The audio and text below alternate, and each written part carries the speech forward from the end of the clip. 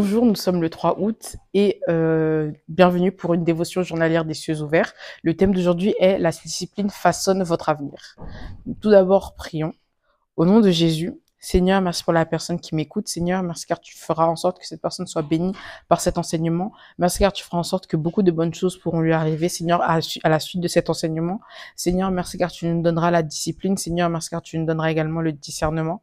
Merci pour tout, Seigneur. Merci car tu es le seul qui connaît notre avenir et tu es le seul qui peut nous aider, Seigneur. Merci car tu nous aideras à toujours faire les meilleurs choix pour nous. Au nom de Jésus, j'ai prié. Amen.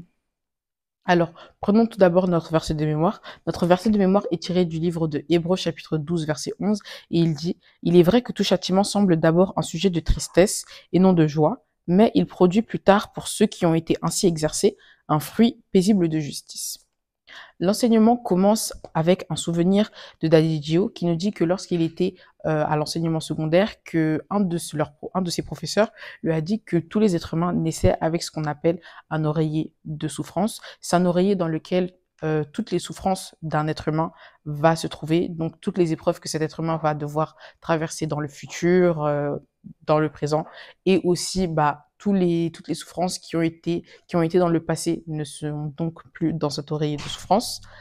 C'est un oreiller qu'on va devoir utiliser tout au long de notre vie. Donc, pour les souffrances futures ou les souffrances présentes, une fois qu'elles sont passées, ces souffrances ne sont plus dans l'oreiller. Mais on est aussi les personnes qui peuvent justement décider de quand est-ce que l'on va utiliser les souffrances qui se trouvent dans cet oreiller de souffrance. On peut les utiliser lorsqu'on est jeune, par exemple, et passer par des moments difficiles lorsqu'on est jeune pour que ensuite lorsqu'on est plus vieux, cela se passe un peu plus tranquillement, par exemple, pour nous. Ou alors on peut décider de profiter de sa jeunesse et de laisser cet oreiller de souffrance pour lorsqu'on est vieux. L'enseignement nous dit qu'il est bien meilleur pour une personne d'utiliser l'oreiller de souffrance lorsqu'elle est jeune, puisque cela va lui permettre d'acquérir une discipline et de la rigueur. Cela va donc lui permettre lorsqu'elle est vieille, de ne plus avoir autant de souffrance qu'avant et aussi d'avoir acquis une certaine rigueur. Lorsque on utilise notre oreiller de souffrance jeune, on va devoir passer par des temps assez troubles, par certains moments où on va peut-être on va se demander pourquoi est-ce qu'on vit tant de choses tandis que d'autres personnes ont la vie un peu plus facile. Par exemple, des personnes qui auraient choisi d'utiliser leur oreiller de souffrance lorsqu'elles seraient plus vieilles, mais cela va aussi nous formater et nous aider à accomplir certaines choses. Par exemple, une personne qui étudie lorsque d'autres font la fête est une personne qui va peut-être pouvoir aspirer à de plus grandes études, mais malgré le fait que cette personne soit passée par ces temps de souffrance, ces temps d'études, de longues études, qui auraient peut-être, par exemple, pu être très très seules pour cette personne. Dans notre verset de mémoire, on comprend aussi qu'il faut se discipliner tôt, car lorsqu'on se discipline tôt, on comprend que l'oreiller de souffrance, une fois qu'il a été lesté, une fois qu'on a enlevé beaucoup de poids à cet oreiller de souffrance, on ne peut qu'avancer, on ne peut que continuer d'avancer dans notre vie spirituelle, car cela va nous aider pour plus tard. Un autre verset est tiré du livre de Ecclésiaste, chapitre 7, verset 8, qui dit que mieux vaut la fin d'une chose que son commencement, mieux vaut un esprit patient qu'un esprit humain. En effet, notre fin est plus importante que notre commencement, bien que quelqu'un ait pu commencer en naissant dans une famille pauvre, cette personne n'est pas prédestinée forcément à également finir et mourir en étant pauvre.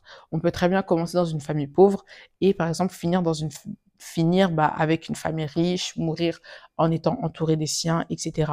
Et donc, il ne faut pas se préoccuper et être obnubilé par la manière dont on a commencé les choses, mais il faut seulement aspirer et prier pour avoir un meilleur avenir et une meilleure fin que la manière dont on a commencé.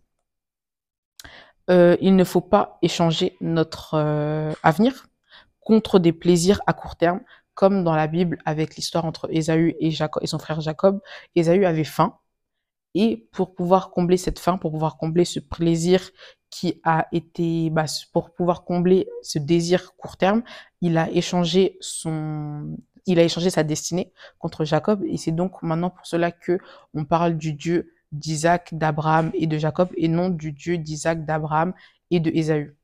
Et c'est quelque chose qui, pour nous, d'un œil extérieur, on peut voir ça comme quelque chose de stupide puisqu'il a littéralement échangé toutes ses bénédictions générationnelles contre une simple assiette de ragoût, contre une simple assiette, contre justement le fait d'avoir faim, juste un plaisir de la chair.